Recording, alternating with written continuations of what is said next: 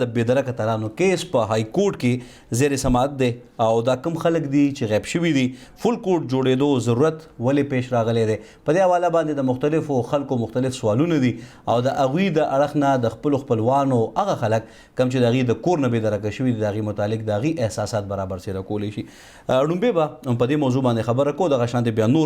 نور اهم موضوعات هم دي چې ولسي موضوعات دي او ولس ته په هغې باندې ډېر زیات اندېښنې دي او د هغې متعلق د په ذهن کې سوالونه شته. نن به د دغه سوالونو جوابونه تاسو له درکوم. دغه شانتې دلچسپ موضوعات به د روزانه په بنیاد په دې وخت کې تاسو ته وړاندې کولی شي. زید صاحب لومبې چې د فل کورټ کوم جوړ شوی دی د دې ضرورت ولې پیښ شو او دا بېدرکه تنان دي څوک اصل کې؟ بسم الله الرحمن الرحیم. دا د امان یو جنۍ ده او هغه راغلې وه پاکستان ته. جی اول دا راغلې وه لاهور ته او د لاهور نه پس بیا دا راغلې وه دغه ته پېښور ته. جی چونکې ظاهره خبره ده چې د جنۍ تعلق چې دی هغه ملک سره و نو بیا چې دا کله راله دلته نو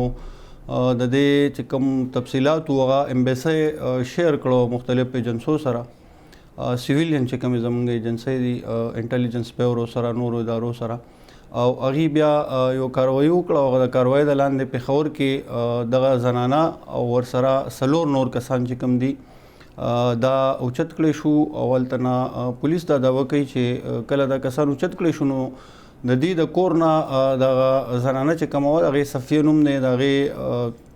لیپټاپ د هغې موبایل او د هغې پاسپورټ هلته نه برآمد کړی شو. جی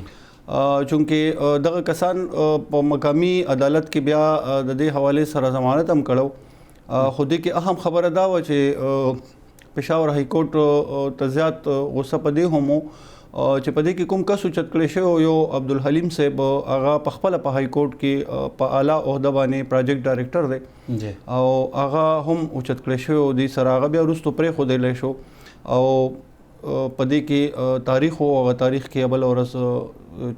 پیش نه کړی شو دا کسان. جی د عمان نه چې کومه زنانه راغلې وه نو دې د راتلو څه مقصد یا څه دپاره دا پاکستان ته راغلې وه؟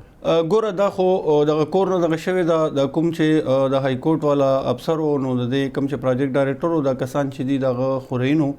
اوس دا نور پته نه لګي چې د واده په خیال راغلی وه څه خیال ونه راغلی وه. خو ظاهره خبره ده چې چونکې د پاکستان شهري نه وه او تاسو ته پته ده چې په ایرپورټ باندې انټرنس وشي نو پوره ریکارډ هر یو څیز وي په هغه ملک هم ریکارډ وي او دلته هم ریکارډ دی. نو دلته چې بیا څومره غیر ملکیان بیا د هغې خلاف خامخا ایکشن اخیستلی کېږي. دې کې نور تفصیلات چې کوم دي هغه چونکې نه دي پیښ شوي خو قیاس دا لګولی شي چې د هغه ځای کېدی شي د هغې مور او پلار یا هر څوک چې هغې داسې یو دعوه کړې وه او د هغې دعوې په دغه باندې دا کاروایي وشوه. های کورټ وویل چې دا کسان تاسو پیش کړئ او په دې کې چې کوم عبدالحلیم صاحب دی چونکې دا د هغه د کورنۍ خبره ده نو په دې کې عدالت په دې باندې ډېر زیات غوسه و چې تاسو دې کې اف آی آر ولې نه دی کړی او که اف آی آر هم کړی دی نو بیا تاسو ولې تفصیل موږ ته نه دی پیش کړی. جی د زنانه سره دا نور چې کوم دا مقامي دي د پېښور دي دې سره چې کوم کسان اوچت کړی شوي دي 3 کسان هغه هلکان چې کوم دي چونکې عبدالحلیم صاحب خو پرېښودلی شو خو دغه 3 کسان چې کوم دي دغه اوچت کړی شوي نو دا هرګز هغه شان لاپته افراد والا چې کوم کیسونه دي په عدالت کې دا بالکل د هغې نه یو مختلف نوعیت والا کیس دی. دا 3 کسان د عبدالحلیم صاحب څخه خپلوان دي؟ دا د هغې رشته دار دي چې ویلی کېږي داسې. صحیح. نو اوس پېښور های کورټ اصل کې دریځ څه خپل کړی دا فل کورټ چې جوړ شوی دی نو تاسو څه ګڼئ چې دا فیصله او بیا د پولیس د اړخه دا دریځ خپلېږي چې موږ سره نشته نو څه ګڼئ چې د دې به څه حل روزي یا په دې کې چونکې عدالت چې دی 3 رکني بینچ پکې ناست و او هغې دا فیصله چې دا وکړه او په دې کې د پیر په ورځ باندې ویلې شوي دي په 5 تاریخ باندې په دې کې دوباره هیرنګ دی او عدالت اورډر ورکړ چې دا به فل کورټ چې کوم دی دا به اوري. نو فل کورټ کې تاسو ته پته ده چې په پېښور کې څومره ججان دي هغه به ټول دې کې موجود دي او دا کیس چې دی دا به د پیر په ورځ ډېر اهم کیس دی دا به اوري. د عدالت چونکې دا دغه دی که هر څومره ګوره څوک غیر قانوني کار نو دا زموږ په آیین کې هم شته او دا انساني حقوق چې کوم دي هغه هم موږ ته وایي او موږ اقوام متحده که په ډېرو څیزونو باندې سګنیټري یو نو چې هر څومره یو سړي جرم کړی وي نو ظاهره خبره ده د هغه خلاف چې دی اف آی آر پکار دی او اف آی آر وشي بیا ارسټ وشي په هغې باندې چاته څوک ګیله ځکه نه وي چې هغه هر څه ټول یو قانوني پروسس وي بیا د عدالت په لاره باندې هغه خلک ختموي. خو چونکې دې کې پهله چې کوم اف آی آر شوی په هغې کې بیا یو شخصي ضمانت شوی د 107 د لاندې بلکې عدالت کړی و هغه ضمانت او هغې عدالت چې ضمانت وکړو د هغې نه پس بیا کسان چې کوم دي هغې های کورټ ته لاړل او هلته چې کله رټ داخل کو په هغې چې سماعت وشو نو هغې پولیس ته وویل چې تاسو دا کسان چې کوم دي راولئ په دې کې نوټس جاري شو چې کوم سیکرټري داخله دی هغه ته هم نوټس جاري شو دغه شانته آی جي پولیس چې دی هغه ته هم یو نوټس جاري شو چې تاسو خامخا چې دي دا څومره کسان چې دي سره د جنۍ دا ټول دلته عدالت کې پیش کړي د پیر په ورځ به دې باندې اوس د فل کورټ یو اجلاس کیږي او په دې کې به بیا دا ډیسایډ کیږي ظاهره خبره ده هغې کې دا هم ویلی شو چې کوم ادارې اوچت کړی دی نو دا د وزیر اعظم د لاندې د سیویلین چې زموږ کومه اداره ده دا د هغې کار دی مطلب نو د هغې مشر چې دی هغه وزیر اعظم دی نو په دې ریمارکس دی چیف جسټس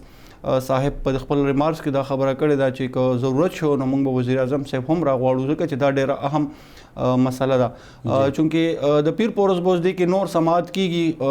او بیا به پته لګي چې دې کې نور څه ایویډنس پیش کیدی شي او څه وجه چې دا وجه څه ده چې د هغې په وجه باندې دې اف آی آر نه دی کړی او عدالت ته ولې دا کسان نو پیش کړي شوي په دې کې چونکې عدالت فداګل صاحب په دې کې وکیلو خو اوس چې د پېښور های کورټ کوم نو منتخب صدر دی د پېښور های کورټ بار امین الرحمن صاحب هغه هم په دې کې فریق دی او د هغې د طرفه دی تاسو ته چې ما څنګه وویل د عبدالحلیم صاحب د طرفه دی چونکې ظاهره خبره ده چې اوس کوم عبدالحلیم صاحب اوچت کېدو نو د هغه دې کې هېڅ قسمه نه څه کردار او نه څه دغه کسان هم داسې څه کردار نه و خو ظاهره خبره ده د بار ملک نه زنانه چې دا هغه راغلې وه اوس څنګه چې تاسو ته پته ده د ډېرو ملکونو نه دلته زنانه راځي او اکثر چې دي واده په خیال باندې اکثر دلته راځي او زیاتر د خلکو د فیسبوک او داسې د سوشل میډیا په لاره باندې یو بل سره تعلق جوړ شي او بیا واده کېږي خو چونکې تاسو ته پته ده چې بعضې ملکونه داسې دي چې د هغې پالیسي چې کومه ده هغه ډېره سخته ده په دې لحاظ باندې تاسو که عرب ملکونه وګورئ دا چونکې هم خلیجي ملک دی عرب ملک دی نو د دې زنانه چې ځي ظاهره خبره ده او بل ځای ته هغه واده کېږي نو د دې پوره یو پروسس دی هغه پروسس به هلته کېږي دلته به نه کېږي نو که هغه پروسس هلته وشي خو بیا ظاهره خبره ده هغه په رضا باندې وشي او بیا د هغې چې کوم قانون دی د هغې د لاندې یا د هغه جنۍ شهریت ختم شي یا هر څه چې کېږي هغه بیا هغې په خپل پالیسۍ مطابق هر یو ملک خپل کوي چونکې هغه هلته بادشاهت دی په هر یو خلیجي ملک کې نو د هغې خپلې څه قوانین دي د هغې قوانینو د لاندې دا سلسله چې وي دا جاري اوس چونکې دې کې دا خیال کېدی شي چې تاسو ته ما څنګه وویل ګوره چې تاسو په ایرپورټ باندې داخل شئ نو ستاسو ټول هر سال ته چک کېږي بیا د جنۍ چې کومه راغلې د ظاهره خبره ده دا په ویزا باندې راغلي دې خروج نه دی کړی مطلب دا بالکل هلته نه ختمه شوې نه ده دې سره به بلکې دې ته به د ویزې هم کېدی شي ضرورت نه دې سره به خپل اقامه او د هغې په بنیاد باندې دا راغلي خو دلته چې راشي نو دا اول لاهور ته راغلی ده لاهور نه بیا پېښور ته راغلی ده نو د ایرپورټ نه تاسو ته پته ده چې داسې قسمه هر څوک چې غیر ملکي راشي د هغه د ویزې یو مدت وي او هغه مدت چې دی هغه ختم شي نو بیا ادارو ته چې دی پته ولګي خو ډېر واقعاتو کې هم داسې کېږي چې د هغه مور او پلار چې کوم چې فریقي پکې اهم نو د هغې د طرف نه دا کیس کېږي او بیا د ملکونو په سطح باندې دې کې دغه کېږي نو دا بالکل هغه شانته کیس نه دی لکه څنګه چې مونږ وایو یا عام طور باندې خلک وایي چې مونږ دلته نه یا پولیسو چت کړو ویې ساتلو ځان سره او اف آی آر یې درج نه کړو زاهد صاحب بخښنه غواړم دا اوس مختصر لږ دا وایي بیا بل موضوع طرف ته به ځو مختصر صرف دومره راته وایي چې پولیس وایي چې موږ سره نشته نو ذریعې څه وایي چې چا سره دي دا ګوره دا تاسو چې ما څنګه خبره وکړه دا مختلف قسمه ادارې چې کوم زمونږ ادارې چې دي او هغه ادارې چې کوم تعلق ساتي دې څیزونو سره هغه ادارو سره حساسو ادارو سره کېږي حساسو ادارو سره خو حساس اداره چې کومه ده هغه یو سویلین اداره ده او د هغې مشري چې دی اکثر پولیس کوي چونکې سیکرټري داخله په دې کې راغوښتلی شوی دی او آی جي پولیس هم راغوښتلی شوی دی نو دا ای جي چې کوم دی اکاونټنټ جنرال او اسسټنټ سوري ایډوکیټ جنرال اسسټنټ ایډوکیټ جنرال کوم کسان چې پیش شوي او پولیس چې کوم پیش شوي نو هغې دا ویلو چې موږ دا چونکې ضمانت کړی خو دا د امبیسۍ خبره ده د دوه ملکونو خبره ده نو هغې په وجه باندې امکان دی چې دا هغه ایجنسو سره هغه ادارو سره خو دا تاسو ته مو وویل چې نه څه د اغوا کیس دی نه لاپته کیس دی بلکې دا یو ډېر جینون کیس دی خو په دې کې خبره دا ده چې کم کسان نیول شوی دي دغه خلاف اف آی آر نه دی شوی دغلته دا خبره چې دا یو قسم مشکوک کیږي او دا شکمن کیس به چکل منطقي انجام ته ورسینو بیا به هغه اصل حقیقت مخې ته راشي. بهر ډېر تفصیلي خبرې تاسو وړاندې کې زاهد صاحب او یقینا چې په دې حواله باندې چونکې یو قومي موضوع ده او بیا بین الاقوامي ربط په دې وجه باندې لري چې په دې کې دغه بهر ملکي زنانم پکې چې کوم دی هغه پکې بېدرکه شوې ده. نو په دې باندې کم از کم زموږ کتونکو ته او د پوره خیبر پښتونخوا پاکستان چې کوم زموږ کتونکي وګي په پوره دنیا کې چې چرته پاکستانیان موجود دي او مشرق ټي وي ګوري نو په دې حواله به کم از کم هغې ته بنیادي معلومات ملاو شوي. باقي چې فل کوډ کله هایرنګ وکړي او هغې نه پس بیا منطقي انجام ته دا کیس ورسي نو هغې نه پس به د دې شکوک و شبهات ټول مخې ته راځي او ظاهره خبره ده اټ دی اینډ دا ټول څیزونه مخامخ کیږي. دویمه موضوع طرف ته ځو. دویمه موضوع انتهایی اهمه ده او والدین د دې نه ډېر زیات پریشانه دي. په خاصه توګه ګڼ شمېر والدین په خپل هم په دې کې ککړ شوي دي او انتهایی زیات حساسه موضوع ده ځکه چې دا زموږ د معاشرې دپاره یو ناسور حیثیت لري. دا ناسور دومره زیات جور زموږ رګونو ته کوشوی دی چې زموږ ځوان نسل تباهۍ طرف ته بوځي. دا یو قسم لګڼل کېږي چې زموږ د صلاحیتونو د مفلوج کولو لپاره یو بنیاد هم ګرځي او دا په پوره دنیا کې دا ناسور موجود دی. په پاکستان کې په خاصه توګه په خیبر پښتونخوا کې ډېر زیات سر راپورته کړی دی. دغه ناسور ته ویلی شي نشه زیاته شوې ده او هر ځایونو کې چې کوم دی په مختلفو ځایونو کې مونږ مخکې به صرف الکان ځوانان لید اوس پیغلو کې هم دا ناسور خور شوی دی. رګونو ته دا نشه زاهد صاحب کوزی څوک تعلیمي ادارو ته څنګه رسي او یو ډرګ فری پېښور مهم چلیدلی نو د هغې څه جوړ شو؟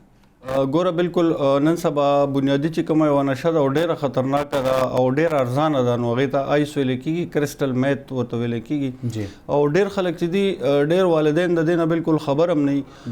ځکه چې هغه څوک استعمالوي نو تاسو ته پته ده یو خو دا د دې څه بوی نشته بل د دې څه لوګی نشته نو دا په کمرو کې هغه ځوانان ظاهره خبره ده زموږ هغه ځوانان د دې ډېر آسان هدف دی کم د چا کوم ځوانانو چې ایډولسنټ ایج کې دي مثلا د 12 واله نه 13 کالو پورې تاسو ته پته ده چې کله ماشوم بلوغت ته رسیږي د مور او پلار سره کنټیکټ ډېر کم شي د خپل ورونو خویندو سره هم کنټیکټ کم شي او نن سبا د سوشل میډیا دور هم دی. بله خبره دا هم زموږ بدقسمتي ده چې زموږ معاشره دومره تعلیم یافته نه ده خو سوشل میډیا ډېر آزاده ده او چونکې دا اوس یو حق ګڼلی کېږي که انټرنیټ بند کړی شي نو بیا تاسو ته پته ده څه مسله جوړېږي. اوس دا نشه چې کومه ده دا چې اول راغله نو ظاهره خبره ده دا د چینو په شانته یو قسم نشه ده او ډېرو والدینو به دا خبره کوله بلکې ډېر سټوډنټان او خلک په دې هم راوړېدلي د دې بنیادي چې کوم تازه راغله نو د دې غټه خبره دا وه چې تاسو ته پته ده زموږ په کالجونو کې خاص کر کوم الکان چې MBBS کوي یا داسې د مقابلې امتحان کوي نو دې دپاره به یو ګولۍ ملاوي دی میډیکیټډ ګولۍ به وي او د دې کار به دا و چې دی به دا سړي به خوب به سړي ته نه ورته. زاهد صاحب ډېره ښکلې خبره م روانه کړې ده او یقینا چې انتهایي اهمه ده ځکه چې په دې والدین پوهېږي